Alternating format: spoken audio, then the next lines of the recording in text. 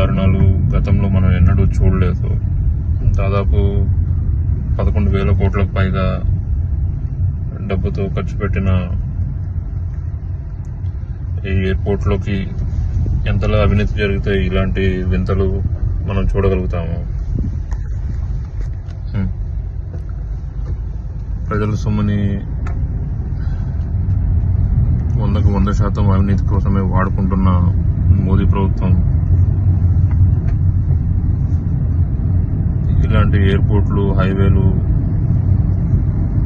కట్టేది కేవలం అవినీతి చేయడానికే తప్ప మరొకటి కాదు. దయచేసి ప్రజలు దీనిని అర్థం చేసుకోవాలి. Thank you.